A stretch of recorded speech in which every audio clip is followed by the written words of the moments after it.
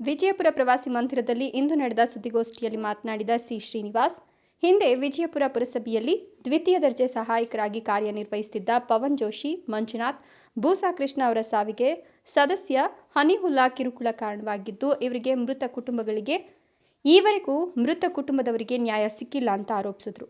ಪವನ್ ಜೋಶಿ ಪ್ರಕರಣಕ್ಕೆ ಸಂಬಂಧಿಸಿ ಸಾಕ್ಷಿ ಸಹಿ ಹಾಕಿದ ಸಾದತ್ ಪಾಷಾಗೆ ಇತ್ತೀಚೆಗೆ ಪುರಸಭೆ ಆವರಣದಲ್ಲಿಯೇ ಸದಸ್ಯ ಹನಿವುಲ್ಲಾ ಮತ್ತು ತಮ್ಮ ಅಮೀದ್ ಹಲ್ಲೆ ನಡೆಸಿದ್ರು. ಅವರ ವಿರುದ್ಧ ಪೊಲೀಸ್ ದೂರು ದಾಖಲಾದರೂ ಈವರೆಗೆ ಯಾವುದೇ ಕ್ರಮ ಜರುಗಿಸಿಲ್ಲ ಅಂದರು. ಹನಿವುಲ್ಲಾ ತಮ್ಮ ಸ್ವಾರ್ಥಕ್ಕಾಗಿ ಸಚಿವ KH ಮುನಿಯಪ್ಪ ಹೆಸರನ್ನ ದುರುಪಯೋಗ ಪಡಿಸಿಕೊಳ್ತಿದ್ದಾರೆ. ಇಂಥವರಿಂದ ಮುಂದಿನ ದಿನಗಳಲ್ಲಿ ಕಾಂಗ್ರೆಸ್ಗೆ ಉಳಿಗಾಲ ಇಲ್ಲ. ಕೂಡಲೇ ಹನಿವುಲ್ಲಾಗೆ ಸರ್ಕಾರದಿಂದ ನೀಡಿರುವ ಎಲ್ಲ ಜವಾಬ್ದಾರಿಗಳನ್ನು ಹಿಂಪಡಿಬೇಕು. ಇದಕ್ಕಾಗಿ ಸಮಿತಿಯಿಂದ 15 ದಿನಗಳ ಗಡುವು ನೀಡಲಾಗುವುದು. ಇಲ್ಲವಾದಲ್ಲಿ ಮುಂದಿನ ದಿನಗಳಲ್ಲಿ ಪುರಸಭೆ ಎದುರು ತಮಟೆ ಚಳವಳಿ ಹಮ್ಮಿಕೊಳ್ಳಲಾಗುವುದು ಅಂತ ಎಚ್ಚರಿಸಿದರು.